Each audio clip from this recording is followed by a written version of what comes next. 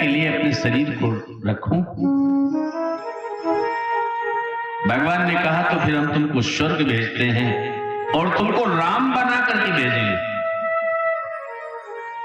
तो गीध देह तरी धरि हरि रूपा, भगवान का रूप बना करके गिद्धराज को भेजा है। भगवान ने स्वयं उसकी अंतिम क्रिया किया है, लेकिन एक निवेदन किया है गिद्धराज से कि गिद्धराज, आप स्वर्ग जा रहे हो और मेरे पिताजी भी स्वर्गीय हो चुके हैं। स्वर्ग में आपकी भेंट हो जाएगी मेरे पिताजी से। आपको सीता हरण की बात आपको पता है अभी तक, और किसी को नहीं पता, अयोध्या में भी किसी को नहीं पता। एक कृपा करना, मेरे पिताजी से यह कथा न बताना कि सीता का हरण हो गया है। सीता हरण तात शनु,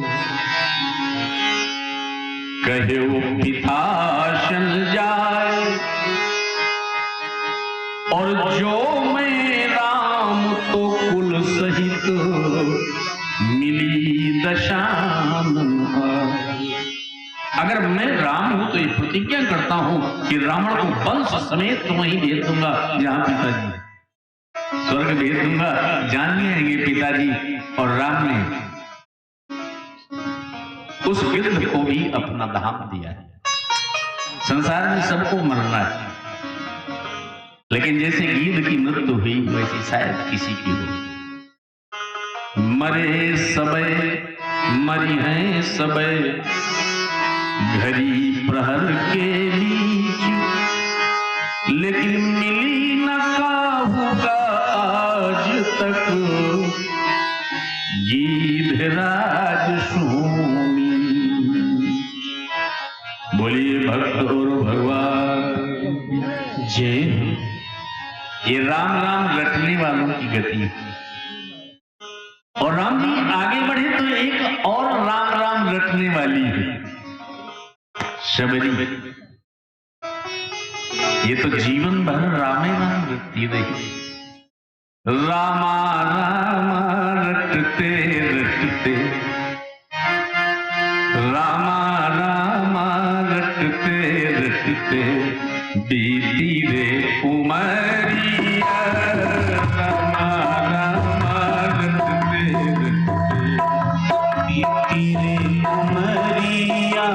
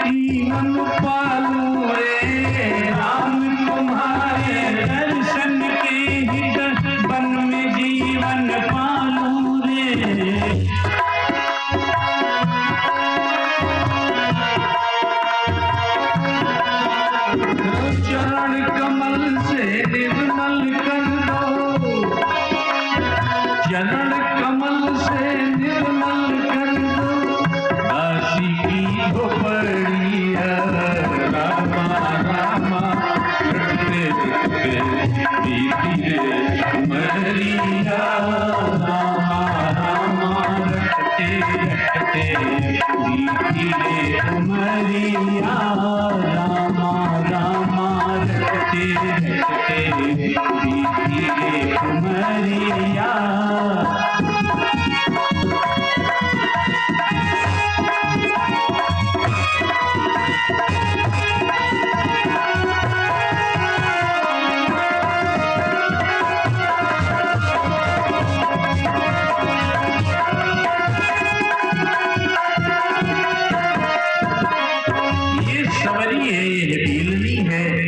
लेकिन राम राम राम राम रटते रटते आंखें पथरा गई हैं। इसकी एक विशेषता है, ऋषि मतंग के आश्रम में रहती थी और ऋषि मतंग का शरीर धीरे धीरे जब छूटने को हुआ तो इसने कहा, गुरुदेव आपने तो कहा था कि एक दिन राम मिलेंगे, राम नहीं आए। कहा, बेटी प्रतीक्षा करना, एक ना एक दिन राम अवश्य आएंगे।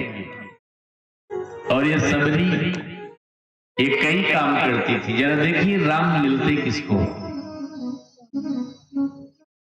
ये झाड़ू लगाती थी, रोज झाड़ू थी, झाड़ू लगाया करती थी, मन का पूरा रास्ता साफ कर जाती थी। राम राम राम राम कहती थी और पूरा रास्ता साफ कर जाओ। ये क्या है झाड़ू लगाना? आप लोग भी झाड़ू लगाते हो? अपने घर में झाड़ू लगाते हो कि नहीं लगाते? और झाड़ू क्यों लगाते हो? झाड़ू घर में इसलिए लगाते हो कि आप तो घर में कैसे भी रह लोगे, लेकिन कोई आ जाए घर में, कोई अतिथि आ जाए और आपका घर गंदा पड़ा हो तो अच्छा लगेगा? शर्म नहीं आएगी आपको? कितनी लज्जा है। अच्छा, राम को आना है इसके यहाँ, तो राम को आना है तो झाड़ू लगाएगी। अच्छा, ये वाली घर में झाड़ू लगाते हो? ये तो सब लगाते ही हैं। लेकिन हम जिस झाड़ू की बात कह रहे हैं वो झाड़ू कोई दूसरी है। झाड़ू है मन में लगाओ झाड़ू, मन को साफ रखो, क्योंकि राम को बुलाना है अगर तो अपने मन के आंगन को साफ रखो। वो सुना नहीं था आपने? तुमने झाड़ू नहीं बुहारा, तुमने आंगन नहीं बुहारा, तो कैसे आएंगे श्री राम, कैसे आएंगे श्री राम, कैसे आएंगे श्री राम, कैसे आएंगे श्री राम। तुमने आंगन नहीं बुहारा, तुमने आंगन नहीं बुहारा, कैसे आएंगे श्री राम, कैसे आएंगे श्री राम। जय हो।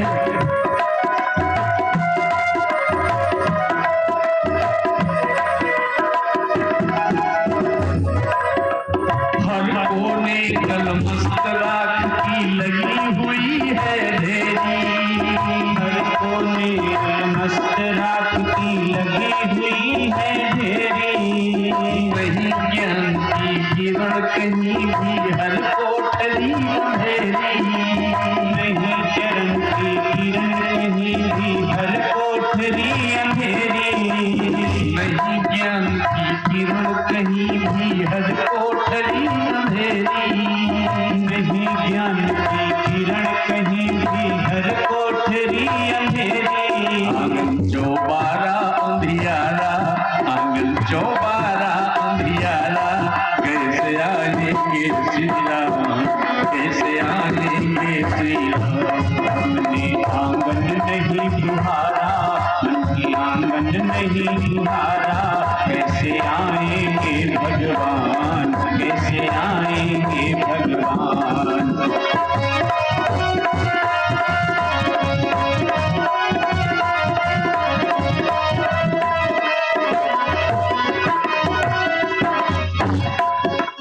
हृदय तुम्हारा पिघल न पाया जब देखा दुतियारा। आंगन में झाड़ू लगाना यही है, मन को साफ करना यही है। कोई दुखी देखो हृदय पिघल गया, हृदय तुम्हारा पिघल न पाया जब देखा दुखियारा, हृदय तुम्हारा पिघल न पाया जब देखा दुखियारा, किसी राह भूले ने तुमसे पाया नहीं सहारा, किसी राह भूले ने तुमसे पाया नहीं सहारा, किसी राह भूले ने तुमसे पाया नहीं सहारा, किसी राह भूले ने तुमसे पाया नहीं सहारा, सूखी है सरिता की धारा, सूखी है सरिता की धारा, कैसे आएंगे श्री राम, कैसे आएंगे श्री राम, आंगन नहीं बुहारा, मन का आंगन नहीं बुहारा, कैसे आएंगे भगवान, कैसे आएंगे भगवान।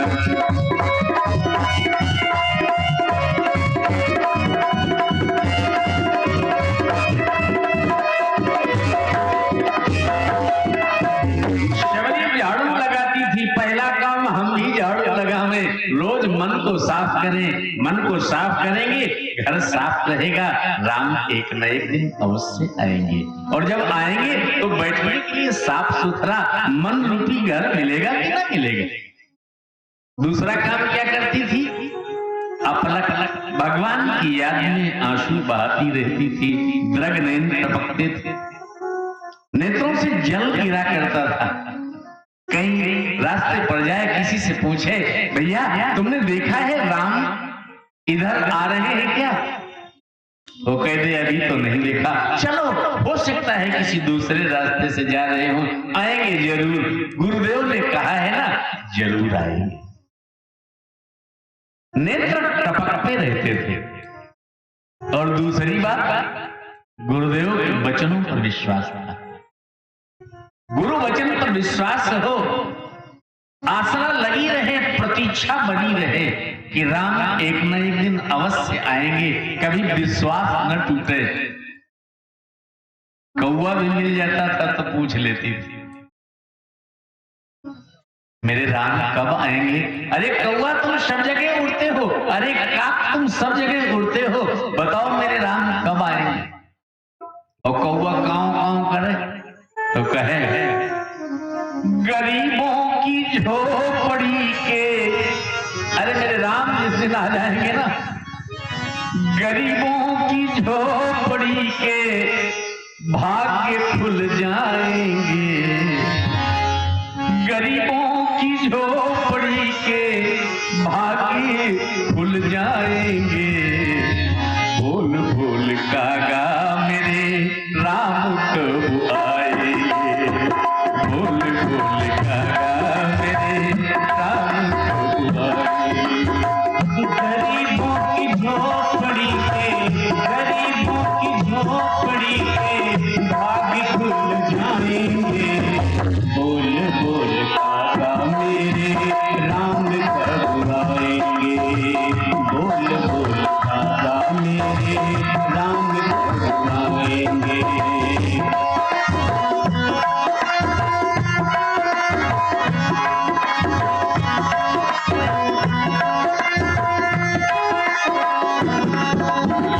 आए नहीं सांवरे, आए नहीं सांवरे, लगाए कहाँ देर रे, आए नहीं सांवरे, लगाए कहाँ देर रे, आए नहीं सांवरे, लगाए कहाँ देर रे, आए नहीं सांवरे, लगाए कहाँ देर रे, टोकरी में रखे मैंने चुन चुन के बेर रे, टोकरी में रखे मैंने चुन चुन के बेर रे, टोकरी में रखे मैंने चुन चुन के बेर रे, टोकरी में रखे मैंने चुन चुन के बेर रे। होगा मन मगन जब तमन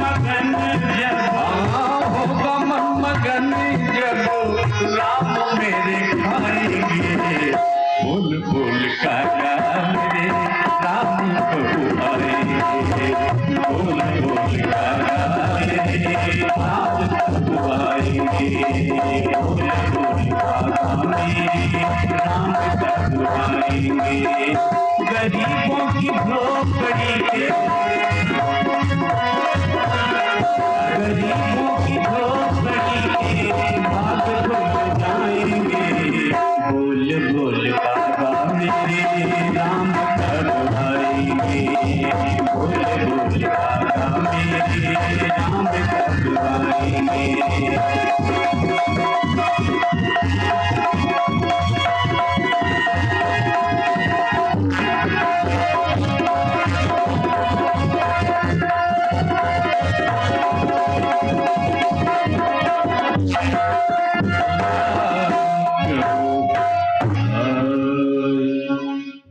कोई प्रतीक्षा कर सकता है?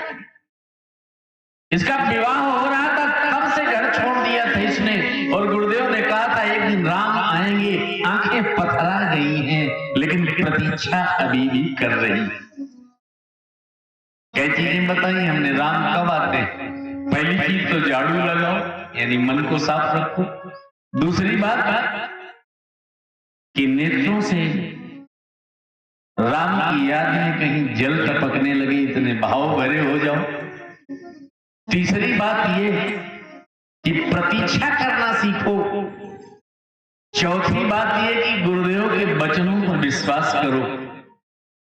और पांचवी बात यह है कि ये फल रखती थी, रोज बढ़िया चुन चुन के फल लाती थी, और फल इसलिए रखी थी कि राम को समर्पित कर देंगे। अगर हम भी अपने जीवन का फल राम को समर्पित करने की सोच लें, जो कार्य करते हैं और उस कार्य का जो फल मिलता है, तो उस फल में अगर बढ़िया फल मिला तो हम सोचते हैं कि ये हमारे लिए है, और अगर खराब फल मिला तो कहते हैं कि भगवान ने ये दे दिया। तो खराब वाला फल भगवान को समर्पित करते हो, अच्छा वाला खुद ले लेते हो। और सबरी क्या करती है? सबरी तो चख के रखती है, जो मीठा वाला होगा वो राम को देंगे, वो राम को चखा देंगे, वो राम को खिला देंगे। जीवन का मीठा फल भी भगवान के चरणों पे समर्पित करना सीख जाओगे, एक दिन राम आ जाएंगे। और राम ने देखा कि कोई मेरी इतनी प्रतीक्षा कर रहा है, तो सबरी के आश्रमों पगुधारा, सबरी दीख राम गृह आए। सबरी ने देखा राम आ गए, अरे राम तुम आ गए, आज मेरे गुरु ने जो कुछ कहा था वही सही हो गया। राम ने कहा हाँ माई मैं आ गया। अरे गुरुदेव ने कहा था कि 2 आएंगे, जरा मिला ले। गुरुदेव ने 5 बातें कही थी कि मिला लेना तो जान जाना कि राम होंगे। क्या? सरसिज लोचन राम, नेत्र तो तुम्हारे कमल की तरह ही, सरसिज लोचन, नेत्र कमल की तरह हैं। गुरुदेव ने कहा था कि उनके नेत्र कमल की तरह होंगे। एक बात मिल गई, ठीक। दूसरा कहा था कि बाहु विशाला, दूसरा कहा था कि वो अजान बाहु। हमारे राम जी की भुजाएं बहुत बड़ी बड़ी हैं, अजान बाहु है राम जी। राम जी की भुजाएं बड़ी हैं तो भुजाएं हैं बड़ी। अरे हाँ, जिसकी भुजाएं पैर की इस गांठ तक आए उसको अजान बाहु कहा जाता है, और ये गुण मेरे राम में है। शरसिज लोचन बाहु विशाला, 2 चीजें मिल गई। तीसरा ये कहा था कि उनके सिर पर बनवासी रूप में आएंगे ना तो मुकुट ना होगा, जटाओं का मुकुट बांधे होंगे। वाह, जय हो भैया बलवान की। जटा मुकुट सिर, ये तो मिल रहा है। तीसरी बात ही मिल रही है, अरे हाँ जटाओं का मुकुट भी आप बांधे हो। चौथी बात कही थी उर्बन माला, अपने गले में बनमाला पहने होंगे। कहा प्रभु ये जो आप गले में माला पहने हो, इस माला को क्या कहते हैं? राम जी ने कहा, माई इसे बनमाला कहते हैं। चार मिल गई, चार चीजें तो मिल गई। एक बात और मिल जाए तो गुरु जी की बात पक्की हो जाए। क्या कहा? श्याम गौर सुंदर दो भाई, एक सांवले होंगे एक गोरे होंगे। हाँ ठीक है, देख रही हूं, एक सांवले हो एक गोरे हो। सुंदर सुंदर तो हो दो भाई। अब ये बात तो पूछनी पड़ेगी कि भाई है कि नहीं। शबरी ने कहा, प्रभु आप दोनों भैया हो, आप दोनों भाई हो। राम जी ने कहा, माई हम दोनों भाई हैं। शबरी ने कहा, मिल गया, मिल गया, सब कुछ मिल गया। श्याम गौर सुंदर दो भाई, सबरी परी चरण लपटाई। चरणों में गिर गई, प्रभु यही विधि स्तुति करम तुम्हारी, अधम जाति में जड़मति भाई। प्रभु मुझे वंदना नहीं आती, मुझे मंत्र नहीं आता, मुझे पूजा की विधि नहीं आती, मैं कैसे स्तुति करूं? मतिमंद मेरी बुद्धि मंद है, अच्छी बुद्धि वाली नहीं हूं। महाराज मैं आपकी वंदना करूं तो कैसे करूं? राम ने कहा, माई तुम्हारे हृदय का भाव जैसा है, ऐसा जिस भक्त के हृदय में भाव होता है तो मैं कुछ नहीं देखता हूं। वो कहां पैदा हुआ है, कहां नहीं पैदा हुआ। कोई बहुत अच्छे कुल में ही पैदा हो जाए और काम अच्छे ना हो तो ऊंच निवास नीच करतूती, ऐसे लोग मिल जाते हैं तमाम। तो किसी का कोई स्थान नहीं है। भामिनी मैं नाता मानता हूं संसार से, उन लोगों से केवल नाता मानता हूं जो भक्ति करते हैं। मानहु एक भक्ति करनाता। और देखिए ये सबरी पढ़ी लिखी नहीं है, लेकिन राम जी ने नवधा भक्ति का उपदेश दिया है। सबरी 9 प्रकार से भक्ति होती है। प्रथम भक्ति संतन कर संगा, पहली भक्ति है कि सत्संग करो। दूसर रतिमम कथा प्रसंगा, भगवान की कथा अच्छी लगने लगे तो समझो ये दूसरी भक्ति। गुरुपद पंकज सेवा तीसरी भक्ति अमान, बिना अभिमान के गुरुदेव के चरणों की कोई सेवा करे तो ये तीसरी भक्ति है। और चौथ भक्ति मम गुण गने, करे कपट नहीं गान। मेरे गुणों को गाओ, बिना कपट के गाओ, बिना छल के गाओ, समझो चौथी भक्ति। ये सब भक्ति ही है, भक्ति के 9 सोपान। कहा मंत्र जापो मम दृढ़ विश्वास, जिन लोगों को मेरे ऊपर दृढ़ विश्वास हो वो मेरे नाम का जप करते हैं। ये 5वां हो गया। पंचम भजन सुबेद प्रकाश, खट दम सीलो विरति बहु कर्मा, निरत निरंतर सज्जन धर्मा। छठी भक्ति ये है कि जीवन में सज्जनता आ जाए। सज्जनता जानते हो? सज्जनता उसको कहते हैं कि दूसरे की उन्नति को देख के मन खुश हो जाए। ये सज्जनता, यही तो सज्जन का लक्षण है। और नहीं अभी आगे आपको एक सज्जन की और परिभाषा मिलेगी। सुंदरकांड में हनुमान जी विभीषण जी के बीच में संवाद हुआ, तो जो सवेरे सवेरे भगवान का नाम ले समझो सज्जन ही। हृदय हर्षी कपि सज्जन, तो छठवीं भक्ति, छठवीं भक्ति है कि हृदय में सज्जनता निरत निरंतर सज्जन धर्मा सातों क्षण मोहि में जग देखा।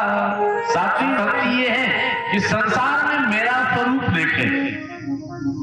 सवेरे कहते नहीं हो कि भैया राम राम। राम राम का मतलब ये कि तुम में भी राम, मुझ में भी राम, जो एक दूसरे में भगवान देखे, सबको देखे। सी राम में सब जग जानी, करहु प्रणाम जोर जुग पानी, जो ये जान ले तो समझो सातवीं भक्ति उसके अंदर आ गई।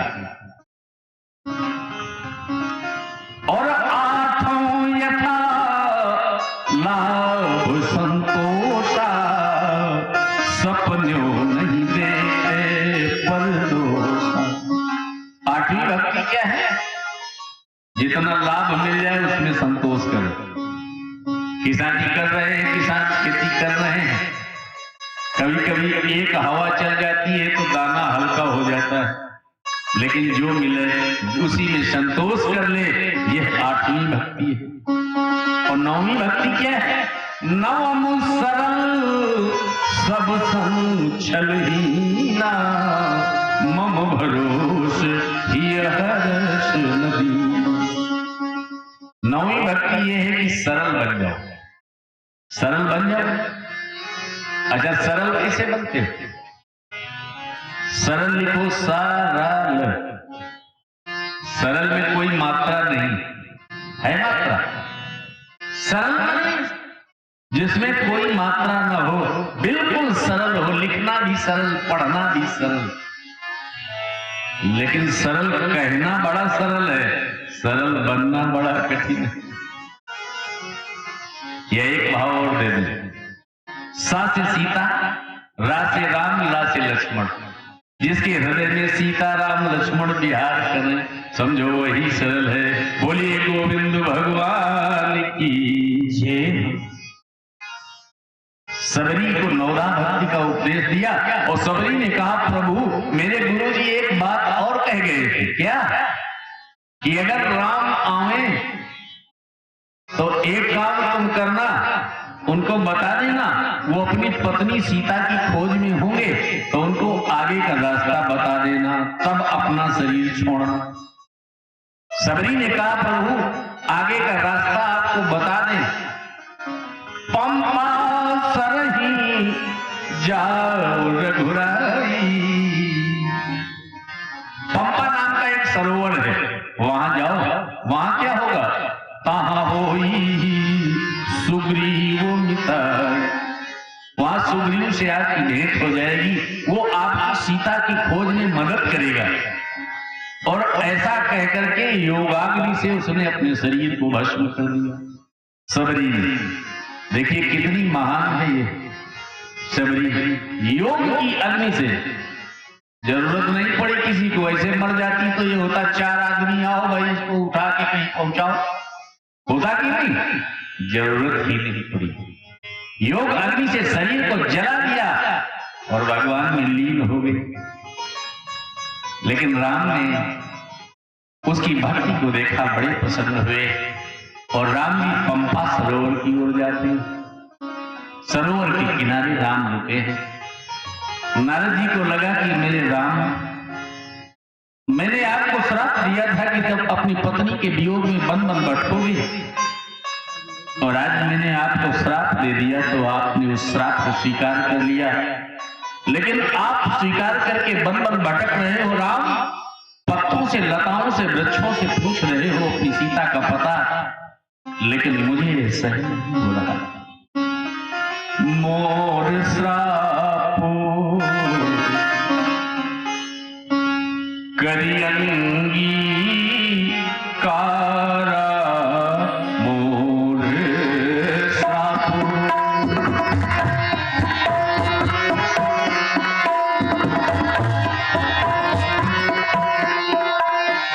सहमो रामो नाना दुभार, मोर श्रापो करियंगी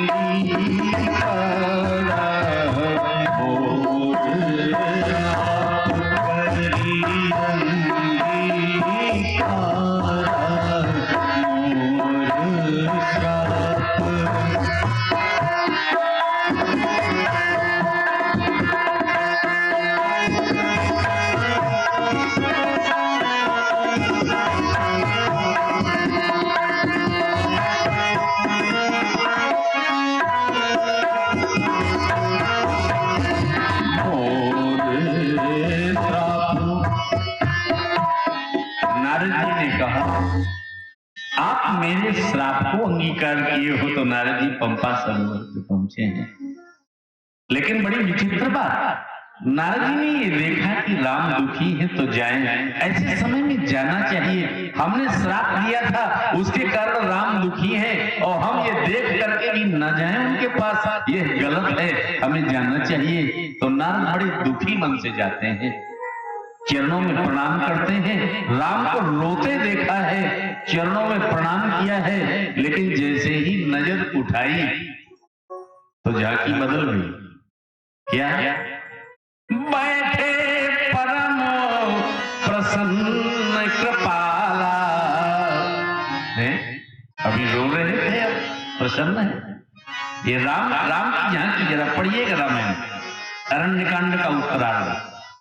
बैठे परम प्रसन्न कृपाला और कहत अनुज सन कथा रसाला। लक्ष्मण जी को कथा सुना रहे हैं।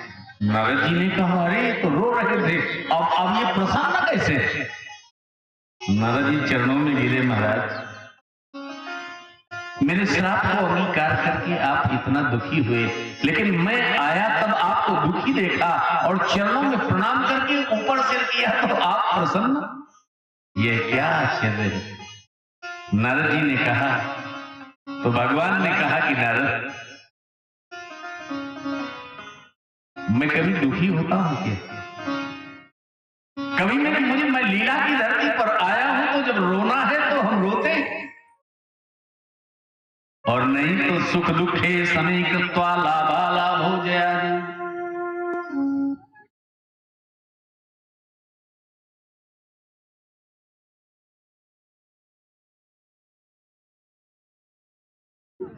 जाओ।